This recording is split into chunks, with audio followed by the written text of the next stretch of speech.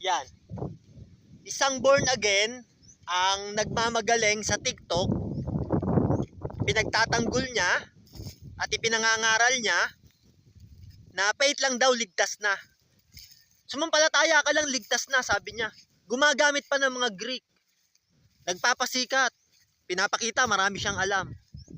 Si Abraham daw, sabi niya sa Henesis ng 15 ng 6, sumampalataya sa Diyos at ito ibinilang na katwiran sa kanya.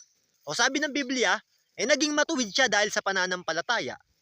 Nung tanungin ko siya, sabi ko, nung si Abraham ba, matuwid na sa harapan ng Diyos dahil sa pananampalataya at hindi dahil sa gawa. Tanong ko sa'yo, perfect na ba yung pananampalataya niya sa harapan ng Diyos? Yan ang tanong ko sa'yo. Kasi mga kababayan, kaya ako siya tinanong ng ganon, pinagpipilitan niya, si Abraham ligtas na dahil daw faith lang. Wala na raw ginawa si Abraham. Hindi na raw gumawa si Abraham. Kaya sa faith lang, naligtas na siya dahil binilang na siyang matuwid ng Diyos. Kaya tinatanong ko siya, alam mo ba yung pananampalataya na perfect sa harap ng Diyos? Paano ba magiging perfect ang pananampalataya ng isang tao sa harap ng Diyos? Yan ang tanong ko sa kanya.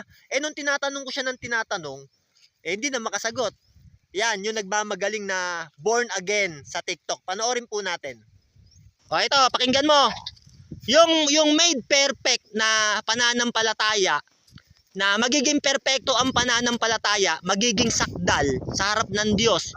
Perfect yung pananampalataya, yun ang tinatanong ko. Abraham ba, nung siya'y ibinilang na matuwid sa Henesis ng 15 ng 6, dahil wala pa siyang gawa?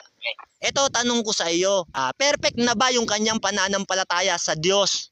Perfect na o hindi pa? Tama nga na kung yung word na perfect. Tama nga na kung yung word na perfect. Sumagot ka, hindi mo ba alam yon?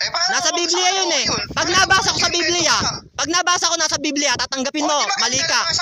Ano? Tinabasa mo? Hindi mo pala alam eh. Case mo nakuha yung perfect. Hindi mo pala alam yon? Ha? Nagiging perfecto pananampalataya sa harap ng Diyos?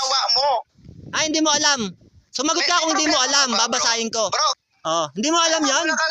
Yung pananampalataya ay magiging perfecto sa harapan ng Diyos? Hindi mo alam yon? Pag nabasa ko, tatanggapin mo, mali ka. Wala kang alam sa Bible.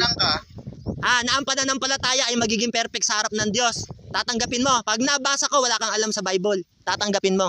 Hindi, alam ko rin yan eh. Alam mo pala eh. Kaya sagutin mo yung tanong ko. Alam mo pala eh. Bakit tinatanong mo pa? Kanina sabi mo hindi mo alam. Ngayon alam mo na. Ano? Ganito yan kapatid. Nalilito ka na. Nahilo ka na. Nahilo ka na. Kanina sabi mo hindi mo alam. Saan ba nakasulat sabi mo? Ngayon alam mo na. Na meron pala. Sige. Kung alam mo na, sumagot ka sa tanong. Ang dami mong paligoy-ligoy eh. Hirap na hirap ka na eh. Sumagot ka sa tanong. Tanong ko sa'yo, ito. Tumanong ako, sabi mo, saan mababasa? Ngayon sabi mo, alam mo palang may mababasa, may nakasulat. Kanina sabi mo, saan mababasa? Sinungaling ka eh. Hindi, sabi niya kanina, saan mababasa? Hindi niya raw alam. Pero ngayon alam na daw niya. Ay, wala ko sinungaling ka eh. Hindi ko alam kung saan. Ay, wala ko sinungaling ka eh. Hindi ko alam kung saan. Kasi nagmamagaling ka eh. Pinapakita ko lang sa'yo na wala kang alam. Hindi mo pala kayang sagutin eh. Huwag kang magmamagaling kung hindi mo pala alam. Huwag kang magmamagaling kung wala ka palang alam. Napanood niyo mga kapatid? Nung tanungin ko siya, ang dami niya ng pag-iwas. Lahat na ng iwas ginagawa na para wag lang sagutin yung tanong. Nagsinungaling pa. Sabi niya, saan ko daw mababasa sa Biblia yung salitang perfect na pananampalataya? Saan daw mababasa? Sabi ko, kung hindi mo alam, babasahin ko para malaman mo. Tatanggapin mo ba? Wala kang alam sa Biblia. Hindi siya makasagot. Maya-maya, sumagot siya. Sabi niya, alam niya daw may nakasulat. Sabi niya nung una, hindi raw niya alam. Pero maya-maya, alam daw niya kung saan nakasulat. Sinungaling talaga. Nagmamagaling na siguro pastor to ng faith alone, ng born again, nagmamagaling, napahiya.